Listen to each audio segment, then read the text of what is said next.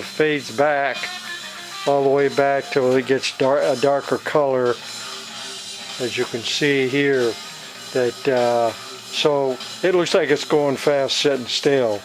Had a fellow out in California build me some special side pipes on her, some headers, wrapped it in white tape, put on some E&J original headlights from the 20s.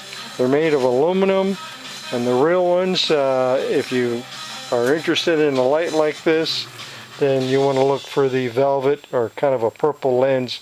That's the actual sand that it's turned the lens violet over the years. So that's kind of a hint what to look for when you're looking for the E&J headlights. The grill is an actual 33 Ford grill. We put on there, the engine is a 350. It's got the actual Edelbrock X1 high-rise intake on it with 6 hollies. We got the 2 primaries in the center and the secondaries on the outer side. She runs really well, doesn't get hot. I'm real happy with the way it looks. The inside is very basic, and that's the way I like it. I didn't want to, you know, put a lot of stuff in here. It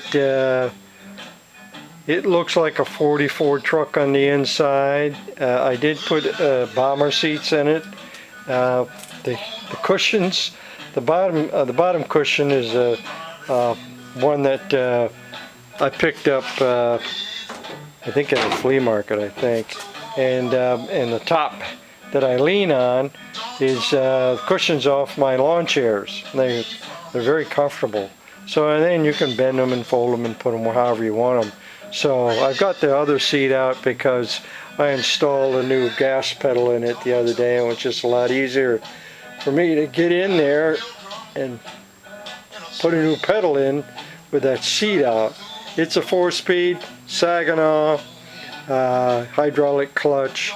I kind of use the skull theme in here for the knobs, and the you can see that the air vent, cowl air vent, has a skull hand for the handle.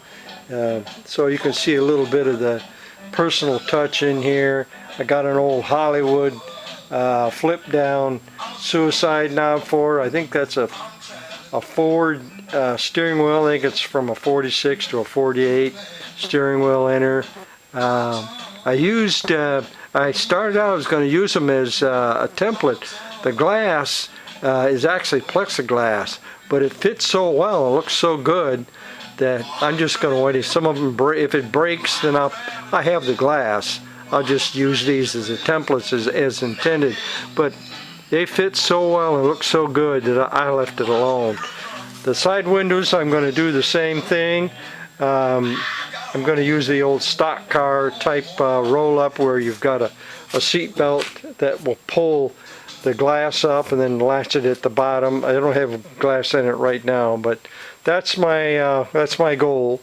I got the four-arm skeleton armrest on it, so you know it's got that personal touch to it.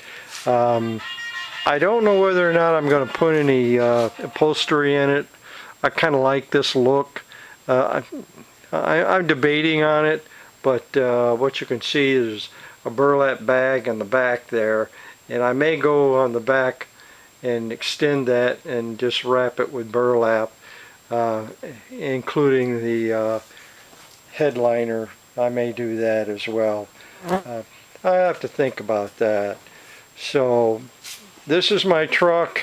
I like it. I love it. Had it about 20 years now.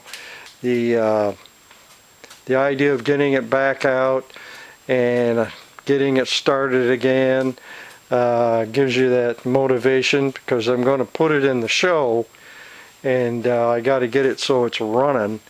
And because part of the rule is that you got to have them running before you can get them in the show.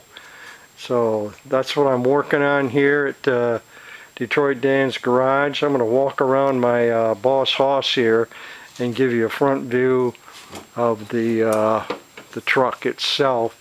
I'll get back on this Boss Hoss. I got a few videos out there about the Boss Hoss restoration.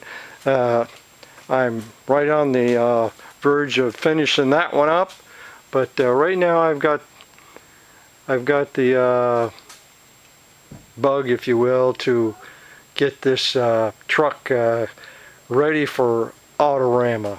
Give you another long view of this.